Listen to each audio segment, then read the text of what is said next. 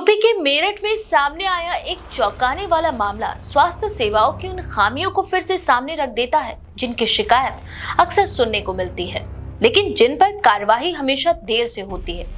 शहर के जागृति बिहार एक्सटेंशन इलाके में रहने वाले जसप्रिंदर सिंह के लिए सोमवार रात एक सामान्य सी घरेलू दुर्घटना अचानक एक डरावने अनुभव में बदल गई, जब उनका 2.5 साल का बेटा मनराज घर की टेबल के कोने से टकरा गया। बच्चे के माथे से लगातार खून बह रहा था, घाव गहरा था और परिवार घबराकर उसे उपचार के लिए पास के भाग्यश्री अस्पताल लेकर पहुंचा।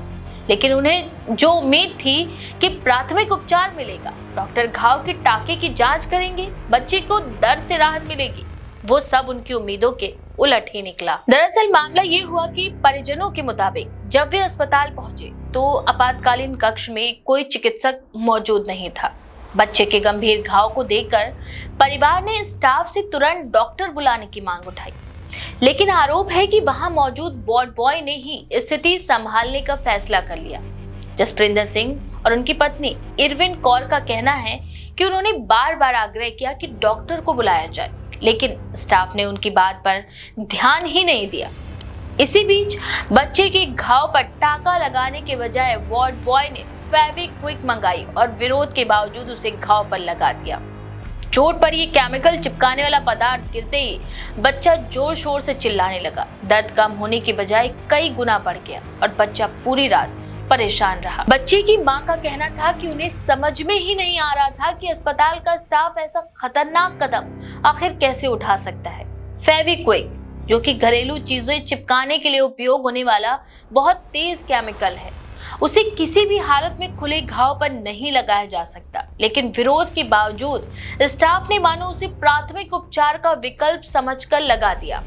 इरविन कौर ने बताया कि रात भर बच्चा बेचैनी, दर्द और जलन के कारण सो नहीं पाया। घाव पर लगाया गया केमिकल कठोर होकर चिपक गया था, जिससे त्वचा सिकुड़ गई और दर्द कई गुना ज्यादा बढ़ गया। अगली सुबह परिवार बच्चे को लोकप्रिय अस्पताल लेकर गया, जहां डॉक्टरों ने घाव की सफाई की, सूखे हुए केमिकल को हटाया और फिर दोबारा से उचित तरीके से 4 टाके लगाए।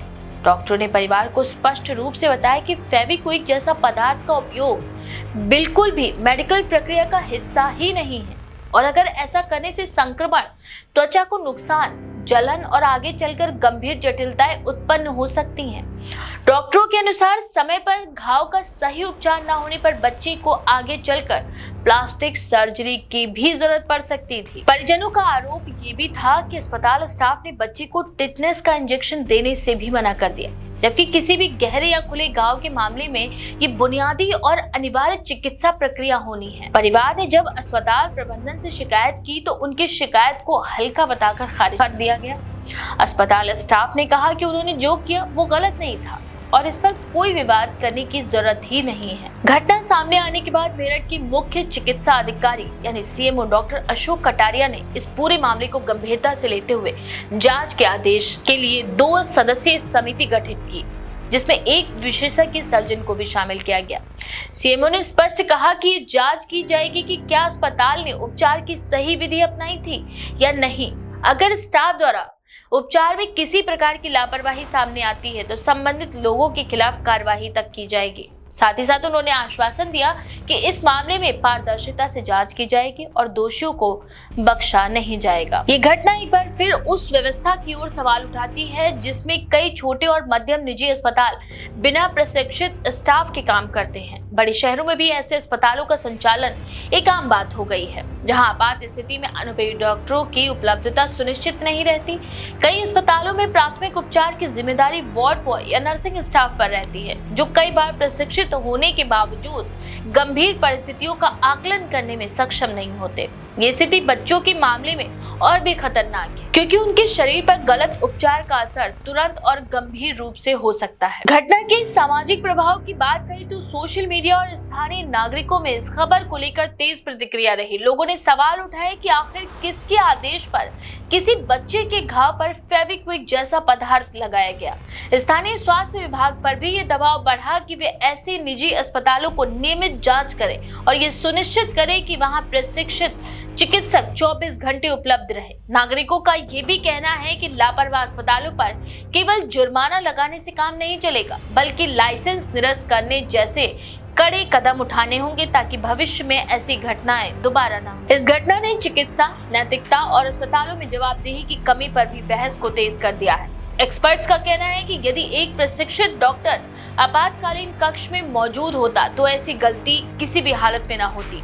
मेडिकल कॉलेजों के डॉक्टरों का भी कहना है कि फेविक्विक जैसे केमिकल किसी भी तरह की मेडिकल प्रक्रिया में इस्तेमाल नहीं किए जाते, न ही ये किसी प्राथमिक उपचार की सूची में शामिल है। परिवार अभी भी इस घटना से सदमे में है और उनका कहना है कि अगर वे समय पर दूसरे अस्पताल न जाते तो बच्चे की हालत और भी बिगड़ सकती थी।